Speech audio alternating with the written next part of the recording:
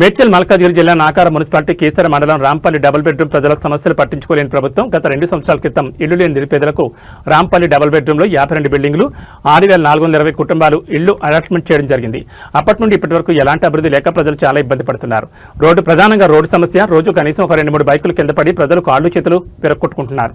2 సంవత్సరాల నుంచి కలెక్టర్కి మరియు జీహెచ్ఎంసీ వారికి మరియు నాకార మున్సిపాలిటీ అధికారులకు ఎన్నిసార్లు వినతిపత్రం ఇచ్చినా కూడా చూసి చూడనట్లుగా వివరిస్తున్నారు అధికారులు మరియు లీడర్లు. రాంపల్లి డబుల్ బెడ్రూమ్లో ఇల్లు అలాట్మెంట్ చేశారు. అక్కడ ఉండడానికి ప్రధానమైనటువంటి సౌకర్యాలు లేక ప్రజలు చాలా ఇబ్బందులు పడుతున్నారు. అవుట్పోస్ట్ పోలీస్ స్టేషన్ కావట్లేదు, బస్తీ దవాఖానా లేదు, అంగన్వాడీ కేంద్రం లేదు. ప్రజలు కనీసం అక్కడ ఏదైనా పని చేసుకుని బతకడానికి బస్సులు లేవు. ఏవైతే గవర్నమెంట్ చేసినటువంటి సెంటర్ అవి కూడా ఓపెన్ చేయకుండా తినడానికి తిండి లేక ప్రజలు చాలా ఇబ్బంది పడుతున్నారు. నాగార మున్సిపాలిటీకి ట్యాక్స్ కూడా పే చేయడం జరిగింది, 1980 రూపాయలు. ఇప్పటి వరకు మాకు ఎలాంటి అభివృద్ధి లేక ప్రజలు చాలా ఇబ్బంది పడుతున్నారు. పేరు చెప్పి నోటీసులు అందిస్తామని చెప్పి పేద ప్రజలు భయాందోళన గురి చేస్తున్నటువంటి పరిస్థితి ఏర్పడింది. ఇప్పటికైనా ఈ యొక్క రాంపల్లి డబుల్ బెడ్రూమ్ సమస్యలను పట్టించుకోవాలని ప్రభుత్వాన్ని వేడుకోవడం జరిగింది. Rampalli double bedroom paneer Mahesh president మరియు కాలనీవాసులు పాల్గొన్నారు.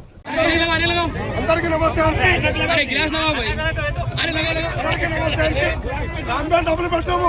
గత 2 సంవత్సరాల నుంచి ఇక్కడ ఇల్లు ఇచ్చారు తప్ప కానీ మమ్మల్ని పట్టించుకున్న నాదులు లేదు. మనం రోడ్డు బాగలేదు అంటే పట్టించుకుంటూ లేరు.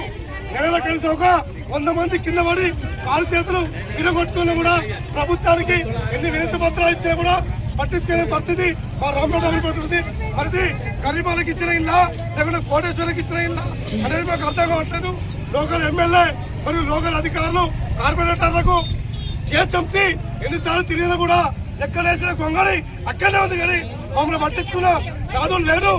అంటే ట్యాక్సీలు అంటారు, అంటే మేము ఉంటారేమో ఇక్కడ ఇళ్లలో ఉంటారేమో, వీళ్ళు కబ్జాలు చేస్తాం, వీళ్ళు నోటీసులు అంటారు. సార్ మాకు కనీసం ఇల్లు ఇచ్చిన ఇక్కడ బతుకు తెరవలేదు. మాకు ఇక్కడ ఉన్న ఆడపడుచులకు తిండి లేక ఏడుస్తున్నారు.